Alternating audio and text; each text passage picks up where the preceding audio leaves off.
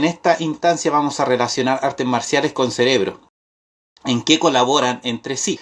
Nuestro cerebro, dentro de todas las regiones lobares que tiene, está compuesto por neuronas, ¿ya? Y las neuronas son células que sirven para transmitir información. Y es que cada información, cada aprendizaje que nosotros adquirimos es una conexión nueva, ¿ya? La sinapsis, aquí llamamos sinapsis a las conexiones. Entonces, cada vez que yo aprendo algo, se genera una nueva conexión en mi cerebro. Pero yo necesito repetir muchas veces y reforzar para que esa información se consolide y no se pierda. Porque nuestro cerebro y nuestras neuronas son igual que los árboles. Si no los podas, para que sea de calidad necesita una poda, ¿ya? Y entonces, ¿qué hace nuestro cerebro? Desecha aquellas conexiones que ya no les sirven. Por eso hay cosas que uno almacena por un tiempo muy corto porque ya no las necesita a futuro. Sin embargo, algo que te causa impacto lo recuerdas para siempre. La neurona está compuesta por el soma, que es el cuerpo, el núcleo, ¿cierto? Las dendritas son estas ramitas pequeñas que están justo al lado del cuerpo. ¿Qué función cumple? Ellas reciben la información. Reciben la información que la otra trae. Tenemos el axón, que es este largo, y este es el que transmite la información hacia otra neurona. Y esto es lo que microscópicamente se ve. Estas pelotitas de color verde son neurotransmisores. En términos más simples, es la información que desde una neurona presináptica se llevó a la neurona postsináptica. Entonces, la información es esto. Mire, si es que se ve el mouse, pueden seguir. Impulso eléctrico pasa hacia esta neurona. Este lo entrega por el axón y esta lo recibe por la dendrita. ¿Qué son estas vainas? Estas vainas que envuelven el axón se llaman mielina. Y a eso se le llama materia blanca. Cuando se habla muchas veces de neurociencia, se habla de materia blanca, materia gris. Materia gris es el soma neuronal. Materia blanca es la mielina. Y cuando un axón está mielinizado, quiere decir que está consolidada la información. ¿Qué es lo que permite esto? Que sea más óptimo la transmisión de un sector a otro, que sea más fluida. Entonces aquí voy a explicar el circuito en este esquema. Imagínate que te pinchaste. Esta zona es la piel.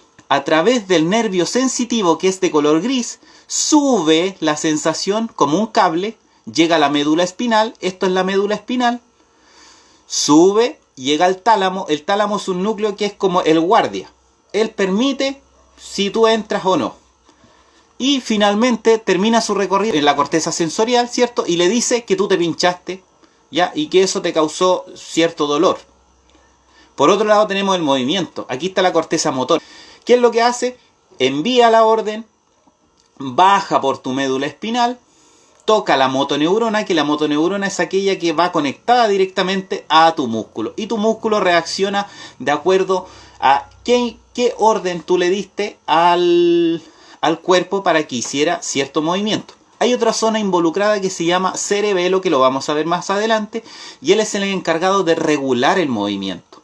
O sea, la corteza motora te sirve para enviar la información, él da la orden, pero quien regula, quién es el filtro que va a transmitir la señal a través de la columna vertebral y luego hacia los músculos, el cerebelo.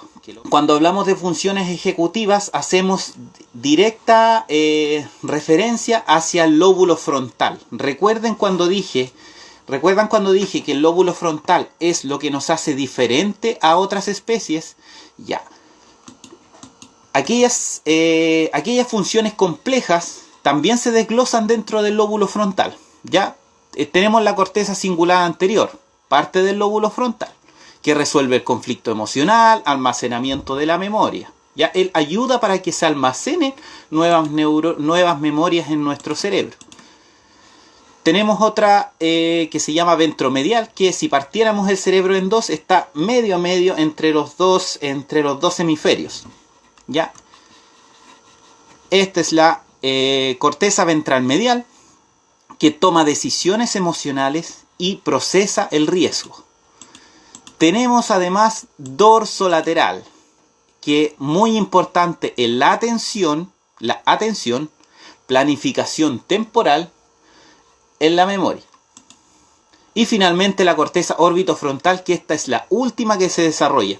Estudios han revelado que entre los 25 y 30 años, esta parte del cerebro es la última en desarrollarse.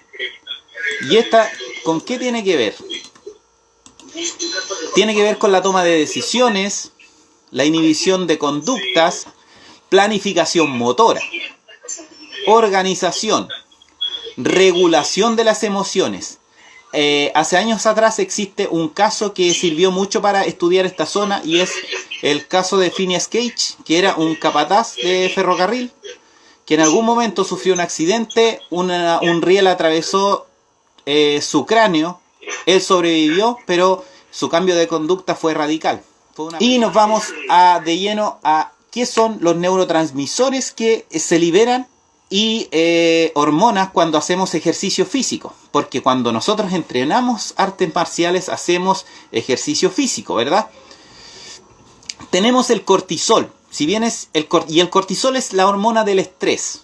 Si bien es cierto, el estrés no es bueno, pero no es bueno hasta un nivel muy elevado. Sin embargo, necesitamos un poquito de estrés para avanzar. La oxitocina, en este caso, precisamente, se encarga de regular el estrés. Hace muy poco vi un estudio sobre obesidad. ¿Qué es lo que ocurre? Que la inflamación bloquea receptores de oxitocina. ¿Y qué es lo que pasa? Que si la oxitocina no está funcionando bien, el estrés se comienza a elevar de una forma tan alarmante que el estrés es causante también de que tu sistema inmunológico se reduzca. ¿Ya? Si bien es cierto, es bueno un poquito de estrés, pero cuando se va al exceso, reduce tu sistema inmunológico y viene un sinfín de enfermedades que, bueno, ustedes ya se pueden imaginar qué enfermedades les puede causar. La dopamina también es el ejercicio del placer, perdón, no es ejercicio, esta es la hormona del placer. Cuando nosotros entrenamos, liberamos dopamina y de cierta forma nos sentimos bien. Cuando nos dice hacer ejercicio te hace feliz, aquí va este es uno de los factores.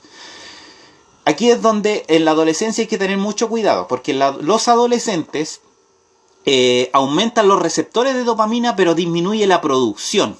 Entonces los adolescentes empiezan a buscar placer en distintas partes, porque como aumentaron los receptores, el cuerpo les está pidiendo dopamina. Y ellos la comienzan a buscar. Buscan. ¿Dónde? Lamentablemente algunos la encuentran en las drogas, ¿cierto? Y afortunadamente algunos la encuentran en el deporte. Tenemos la dopamina, ¿cierto? La serotonina, él regula nuestras emociones. La morfina aumenta, cuando tú haces actividad física, aumenta la tolerancia al dolor. ¿Ya? Aquí yo puse el ejemplo de esta imagen. Bueno, yo antiguamente entrené Kyokushin. Entrenábamos harto lo que era el endurecimiento. Ya, precisamente eso es lo que ocurre, porque lo que hacemos no es que nuestro cuerpo se vuelva como un metal, lo que pasa es que aumenta el umbral del dolor. El cuerpo ya empieza a asimilar el dolor y ese dolor ya no le causa molestia a la persona. La acetilcolina, que es muy importante en la atención sostenida, y la endorfina, que reduce tu tensión. Las personas que están muy tensas reducen esos niveles, ¿cierto? Y en conjunto con esto, la conclusión es que hacer ejercicio te hace feliz por estos múltiples factores. Siempre comúnmente nombran a la endorfina, pero la endorfina no es la única. Son muchas las que participan cuando tú haces actividad física. Por lo tanto, hacer actividad física es favorable para tu cuerpo y para tu cerebro. Mente sana, cuerpo sano, tiene su sustento científico también. ¿Qué son los beneficios que comúnmente nosotros vemos en artes marciales? En artes marciales nos adaptamos. Nuestro músculo, cuando hablamos de tonificación muscular, quiere decir que nuestros músculos ya comienzan a definirse. Mejora la postura también, muy bueno en la postura corporal. Mejora la flexibilidad, mejora la fuerza también. Mejoras el equilibrio. El sistema cardiovascular y respiratorio. Recuerda que también estás haciendo actividad física aeróbica y anaeróbica. Aeróbica es con presencia de oxígeno y anaeróbica es cuando estás en el límite, pero sin embargo tú sigues dando más porque tu cuerpo te pide. Mejor habilidades motrices. Las habilidades motrices son las habilidades básicas que nosotros ejecutamos durante la vida diaria. Caminar, correr, saltar, ¿cierto? Todo eso lo haces sin ningún problema. Autodefensa. Tú te aprendes a defender. Autoconfianza. Confías en ti mismo. La autodisciplina, ¿cierto? Las personas que practican artes marciales tienden a ser más evitativas a los conflictos cuando ya se suben de tono, cuando ya quieren llegar a los golpes. Ellos tratan de bajar un poco las revoluciones, ¿cierto? La gran mayoría de los que he conocido bajan las revoluciones, tratan de llevar a la calma el problema para no llegar a los golpes. La motivación. Recuerden cuando hablamos de la dopamina. Tú liberas dopamina, te motivas y sientes deseos de volver a practicar.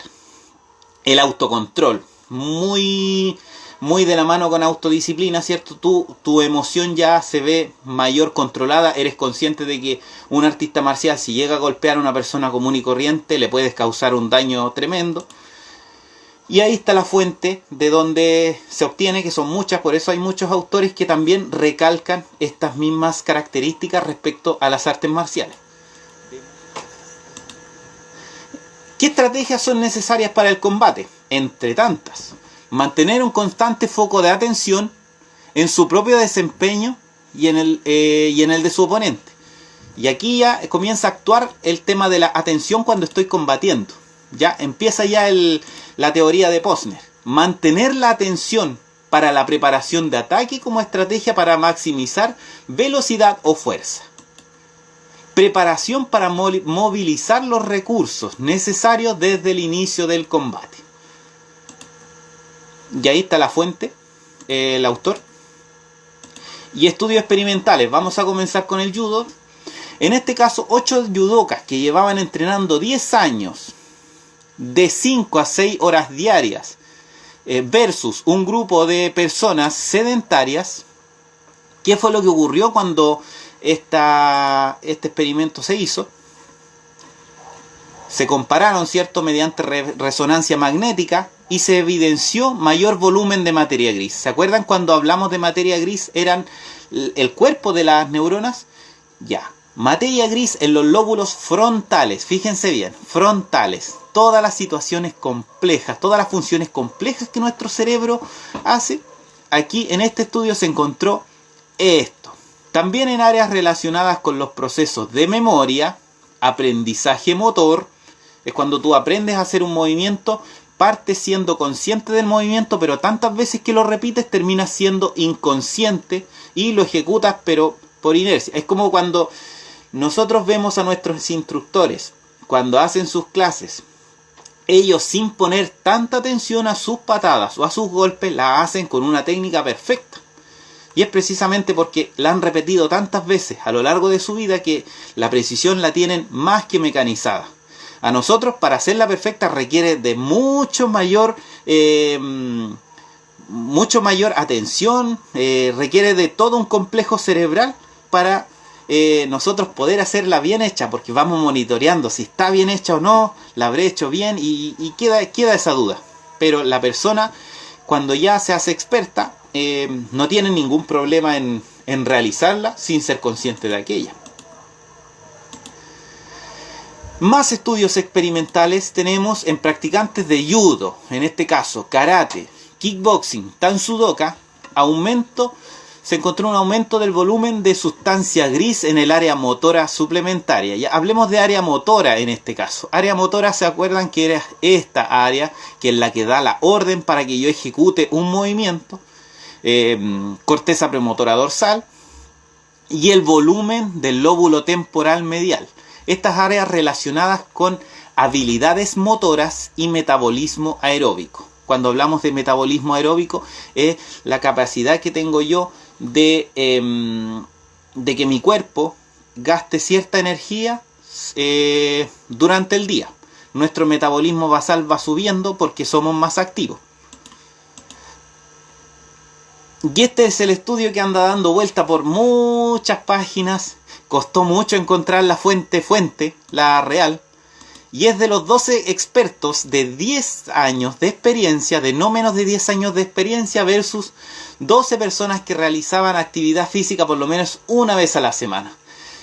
Yo me acuerdo que este estudio lo había visto en varias páginas, y como les digo, me costó encontrarla. Tuve que buscar al autor y para encontrar sus gráficos precisamente y cuáles fueron las variables metodológicas que llevaron a sacar las conclusiones que sacaban. Se implantaron dispositivos a lo largo del cuerpo de los participantes.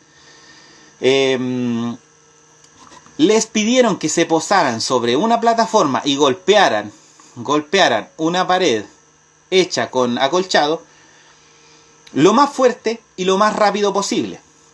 Se encontró que el artista marcial, el karateca, golpeaba mucho más fuerte y mucho más rápido que la otra persona que no realizaba actividad física.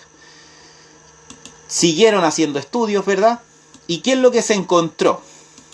Se encontró que más que por la fuerza del individuo, lo que más involucraba, lo que más participaba en este caso de que golpeara con mayor fuerza y mayor rapidez, era la precisión con la cual ellos ejecutaban una técnica.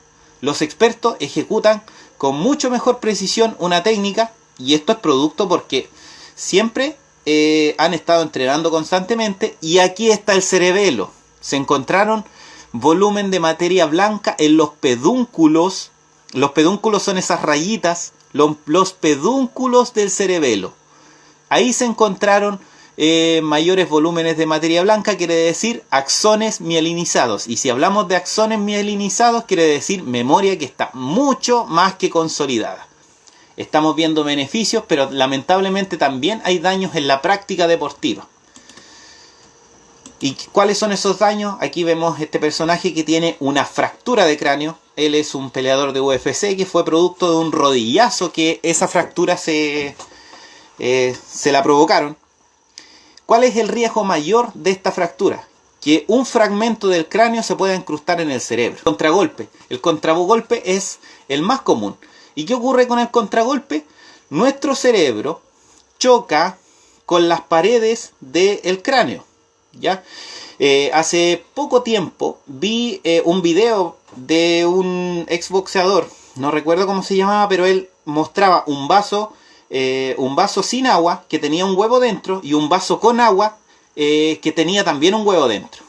Al momento de sacudirlos, el vaso que tenía agua no rompió el huevo. Sin embargo, el que no tenía agua sí lo rompió. ¿Él a qué se lo atribuía? Al famoso corte de peso que se hace, ¿ya? Cuando el corte de peso que hacen es muy excesivo, terminan las personas hidratándose, o sea, deshidratándose. Y cuando se deshidratan, parte del fluido que ellos pierden es fluido cerebral, ¿ya? Y ese fluido cerebral es muy importante sobre todo para los movimientos repentinos que nuestro cerebro ejecuta. Ese fluido, la principal función es de amortiguador. Entonces, producto de esto, de este contragolpe, se ve también involucrado el cizallamiento axonal. ¿Se acuerdan del axón, el que transmitía la información de una neurona a otra? Ya. Al momento de recibir el golpe, el cerebro no va a decir esta zona te va a afectar, esta no. No, simplemente se va a cortar nomás el axón. Y aquí no es que se vaya a desaparecer, se va a cortar. Se va a cortar. Y eso empieza a producir daños porque puede ser que ese axón que se haya cortado sea precisamente un aprendizaje que tú tengas y que tú estés usando constantemente. El año 2000 se cambiaron las reglas. La Federación Internacional de Karate cambió las reglas de las competencias. ¿Qué fueron? ¿Y qué es lo que se hizo aquí? Desde que se cambiaron las reglas en adelante, se empezaron a evaluar los daños cerebrales que habían en el cerebro en cada combate. ¿Ya? En Madrid, el 2002, se evaluaron 992 combates y las conmociones cerebrales resultaron ser 3. En Monterrey, 2004, se evaluaron de 183 combates, las conmociones cerebrales resultaron ser 4. En Tampere 2006, de 987, las conmociones eran 10. En Tokio, de 1223, las conmociones eran 2. En Belgrado, de 1023, las conmociones fueron 2 también. En París 1140, resultó ser una conmoción. ¿Y esto en qué se deducía? Que después de que cambiaron las reglas, cada 230 combates, en el caso de Madrid, uno solo resultaba con daño cerebral. Una conmoción se daba dentro de esta competencia. En Monterrey también, de cada 196 combates, uno era el dañado.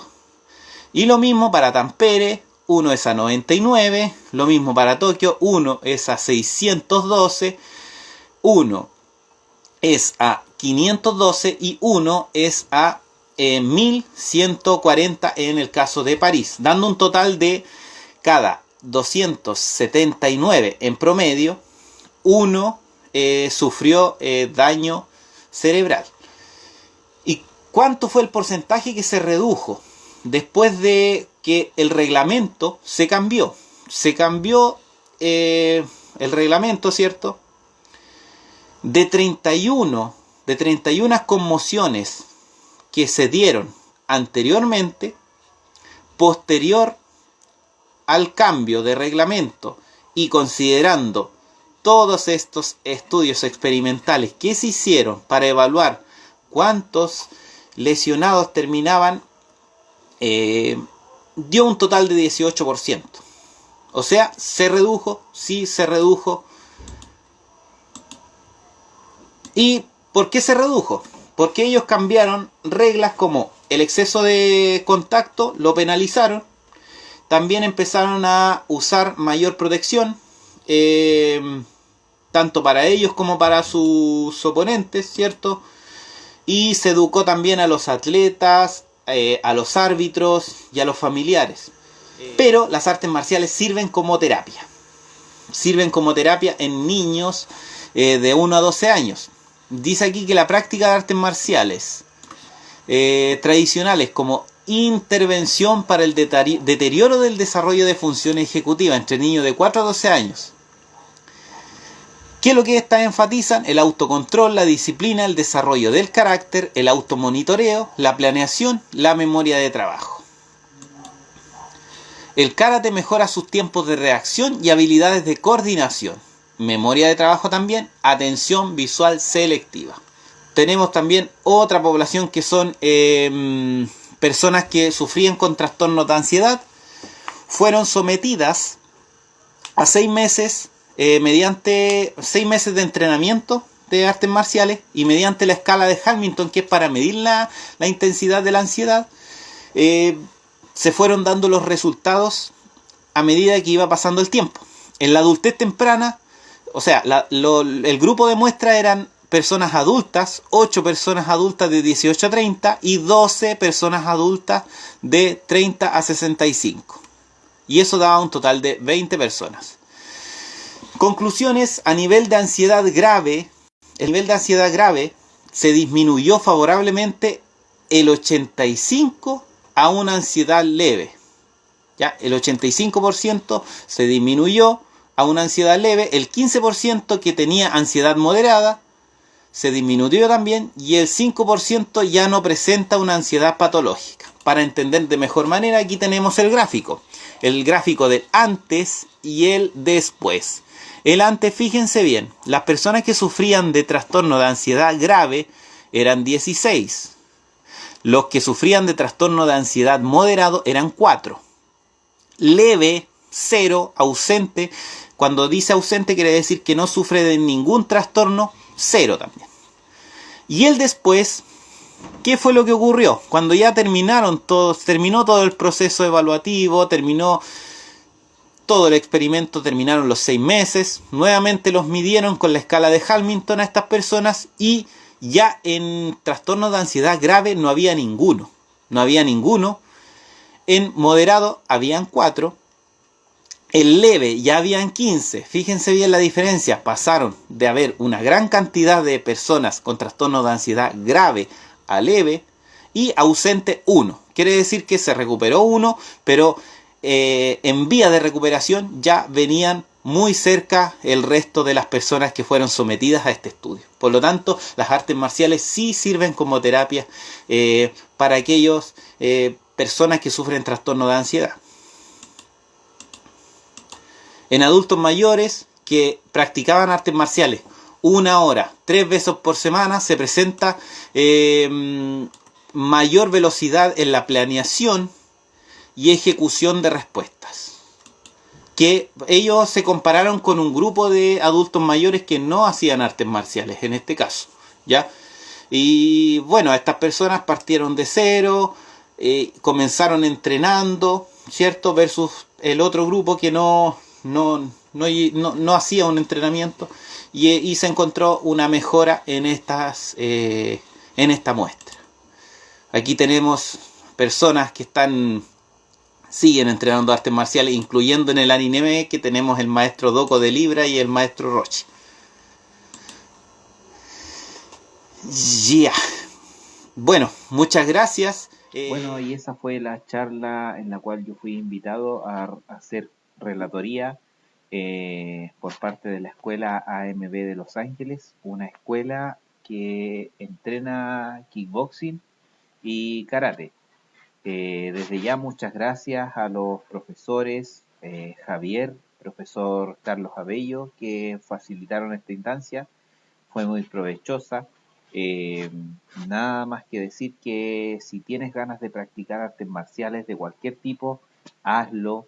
Si bien es cierto, existen lesiones deportivas, pero esas lesiones se dan en cualquier deporte. Incluyendo yo revisando toda la bibliografía, me fui dando cuenta que en el fútbol también se da mucho cuando cabecean la pelota y es la misma intensidad de un knockout. Además, no siempre te van a noquear, porque también existe el tema del knockout técnico. Y cuando ve un árbitro que estás perdiendo, para la pelea. Entonces, eh, por la experiencia, por la evidencia y por el relato de estas personas que yo he tenido oportunidad de conversar con ellas, las artes marciales tienen mucho más beneficios entre la comparación de beneficios y daños, prevalecen los beneficios.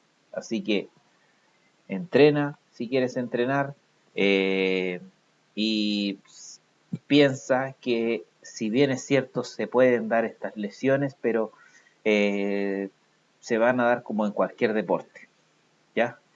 Eh, nada más, nada más que decir, agradecer, muchas gracias.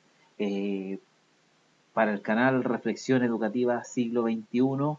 Este material lo entrego este año, ya que como ustedes pueden ver el año pasado era destinado a otra fuente, pero ya este año puedo subir a Reflexión Educativa Siglo XXI y esperemos tener a uno de los profesores en nuestro canal.